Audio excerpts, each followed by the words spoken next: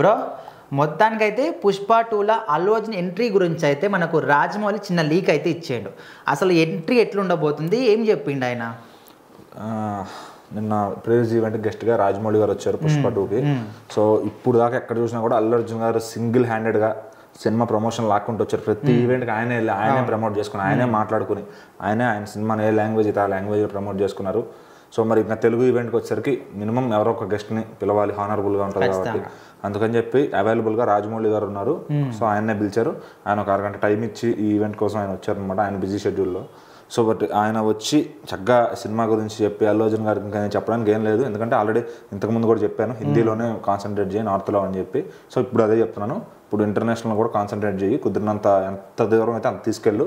So ఇక్కడనే ఆగిపోవద్దు, నీకు ఎంత అయితే వీలైతే అంత తీసుకెళ్ళు, ఇక్కడే బ్యారియర్ పెట్టుకుని ఆగిపోవద్దు. సో అందుకని చెప్పి దూసుకెళ్ళిపో అని చెప్పి ఆయన ఫుల్ చెప్పేశారు.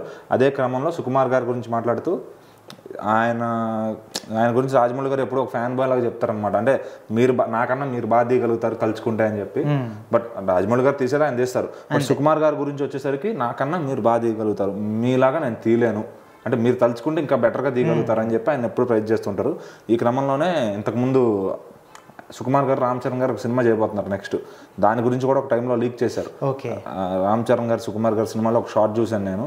అది ఆల్రెడీ ఆయన ఈ బాడీ ఉందని చెప్పి ఒక 10 నిమిషాల సినిమా తీసుకున్నారు ఆయన మేకింగ్ షూటింగ్. సో దాన్ని ఆ బాడీతో వచ్చే షార్ట్స్ నేను చూశాను, మెంటల్ ఎక్కేసింది నాకు అని చెప్పి రాజమౌళి గారు చెప్పారు అనమాట. సో అప్పటి నుంచి కూడా రాజమౌళి గారు కూడా కొన్ని లీక్స్ చేయడం, సుకుమార్ గారి విషయంలో అయితే ఇంకా చెప్పక్కర్లా. మరి నిన్న కూడా స్టేజ్ మీద పుష్ప ఎంట్రన్స్ సీన్ చూశాను, నాకు సుకుమార్ గారు చూపించారు. చూస్తారంటే వై నాట్ చూస్తానని చెప్పాను. చూసిన వెంటనే నేను ఒకటే చెప్తాను, ఎలా ఉంది అంటే దీనికి కానీ డిఎస్పి బ్యాక్గ్రౌండ్ స్కోర్ ఇచ్చాడంటే అది ఎక్కడికో వెళ్ళిపోద్ది ఖచ్చితంగా. డిఎస్పి బ్యాక్గ్రౌండ్తోనే ఈ సీన్ ఆధారపడి ఉంది. సీన్ మాత్రం ఎదిరిపోయింది. నాకు తెలిసిన ఇన్ఫర్మేషన్ ఏంటంటే ఆ సీన్ ఏంటి అంటే థాయిలాండ్లో ఎంట్రీ. ఆల్రెడీ పుష్ప ఇంటర్నేషనల్ అయిపోయాడు కదా. సో ఇప్పుడు తన స్టాక్ తన ప్రొడక్ట్ అమ్ముకోవడానికి తాను డీలింగ్ కోసం థాయిలాండ్కి వెళ్తాడు. సో అక్కడ స్టార్ట్ అయ్యి సినిమా మళ్ళీ బ్యాక్ వస్తుంది, పుష్ప 1లోకి వస్తుంది కదా. సో అసలు అంత దాకా ఎలా ఎదిగిపోయాడు డైరెక్ట్గా, మధ్యలో ఏం జరిగింది, బన్వర్ సింగ్ షికావత్ ఏం చేశాడు, ఈ స్టోరీ అంతా పుష్ప 2లో ఉండబోతుంది. సో ఇంకో చిన్న సర్ప్రైజ్ కూడా సినిమా ఎండింగ్ లో ఉండబోతుంది అనమాట.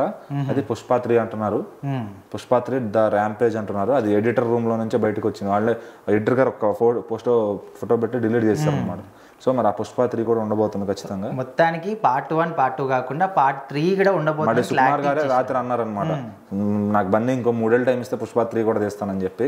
ఫ్యాన్స్ అంతా వాము చాలే మాకు ఇంకా వేరే సినిమా చేసుకుని ఉన్నట్టున్నారు.